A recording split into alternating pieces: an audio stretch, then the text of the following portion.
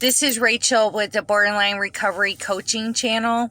And so somebody had made comment on another video, and so this is going to be part 2 of the love and hate part of their comment. So basically, like somebody, like a regular person might love and hate somebody at the same time. You know, even though they might feel like they hate them or love them, they still have a little bit of the other feeling or thoughts. But with borderlines, love and hate don't coexist. So it will always be one or the other, and that is based off of intense emotions. And being a borderline is very emotional, almost always emotional, and it's emotional extreme. So the thing with the borderline is once they're in it, they're there. So there's no I love you, but I hate you a little. You know, there's no, I hate you, but I love you a little. There is no, it's either all hate or all love. And so that they can't really control that, but you could help them by giving them reminders, you know, even if they don't want to hear from you, even if it seems like they blocked you, they need reminders that, you know, their memories. You could talk about good memories together. You could talk about memories that you want to have, or, you know, why you miss them. Those could be reasons to support the love that person, you know, the borderline still has when they're in the hate mode. You know, reminders. So, basically, because there's such a fear of abandonment, I hear this so many times from borderlines, men and women, they literally say, I want to beat them to the punch. And so, that means that if they see a slight or something wrong, they want to beat you to it by making something wrong or doing a slight, against you. So that means they need to be the first person to leave. They need to be the first person to make that conflict, you know, so they're prepared. They know where they're coming from. They know what they feel and think without being interrupted or distracted by you. And it's a concrete decision. There is no flexibility to consider anybody else's feelings. Now, when it comes to love, the love part of the love and hate, when it comes to intensity, you know, it's not a love bomb. Why is it not love bombing? Because they're not manipulating you for, you know, by the love and affection. And they're not trying to gain influence over you with that love and affection. The love that they share is more, it's intense because they live off of their emotions. Borderlines are very emotional. And there's a lot of affection and stuff, partially because they want to make up for the hate part.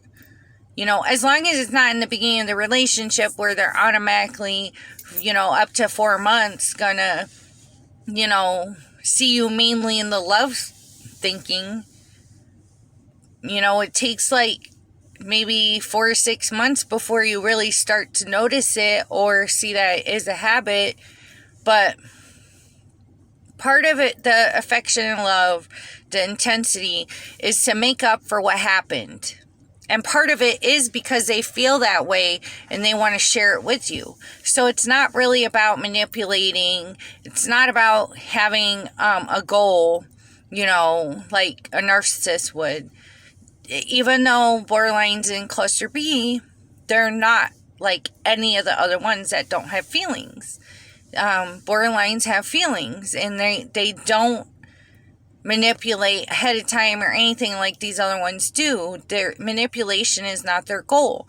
So the love will come on strong, partially because it's authentic, partially to make up with you, and also to keep you in the future and to let you know. So it's kind of like, I I mean, they're not doing it for this reason, but the analogy would be like,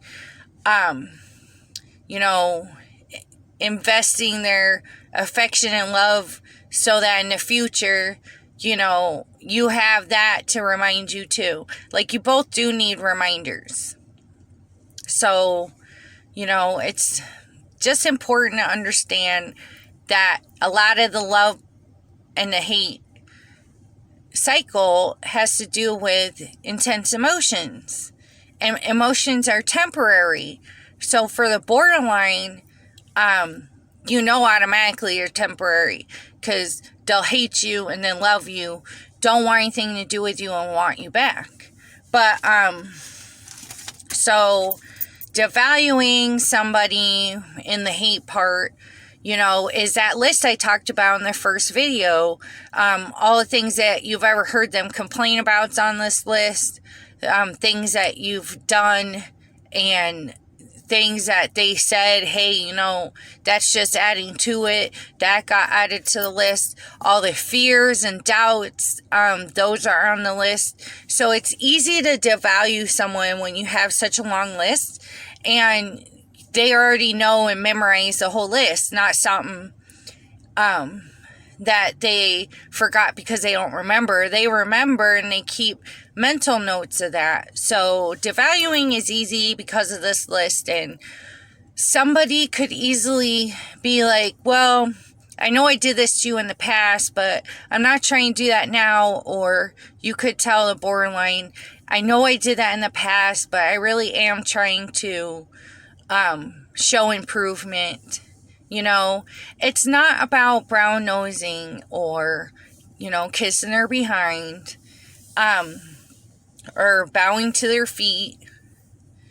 You know, this has to do with, the reminders have to do with trying to get them to see that there's a combination of both love and hate. There's a combination of that period. It's a gray zone. So love and hate, sometimes it's splitting, but there's a lot of times where it's not splitting. So it's just important to understand that you could be supportive and helpful by reminding them of these things and reminding them of good memories and stuff like that. And that will start to sink in. You know, describing memories and stuff gives people visuals. And it's easier for borderline to process a visual than it is to process, you know, direct emotional confrontation. So, you know, if you want to keep it in the love, most of the time, it's going to take a lot of work. It takes a borderline who wants to work on it, and it takes somebody who's very, very patient. So a borderline might say when they're in the love or they want you back, we're soulmates, twin flames, and things like that. But it might be true. Only you both would know. Only you both would feel that connection. But you know, one reason why they say that and feel that is because everything's so intense to them. So, you know, it may not be true, but it feels true to them. And part of the one of the biggest problems is that people think that, like twin flame, they think that if there's a lot of turbulence in the relationships, a lot of conflicts, that's okay because it's a twin flame. Well, even if it's twin flame, it's still bad behavior. And there's no reason to call it a twin flame because there is bad behavior. So if you're soulmates or twin flames, you both will know somehow deep inside. Otherwise, just understand that the borderline feels that intense, that you know, they want that. They want that soul connection. So it doesn't mean that it's not real, but there's a possibility that, you know, you're not soulmates or twin flames. So thank you very much. Please comment.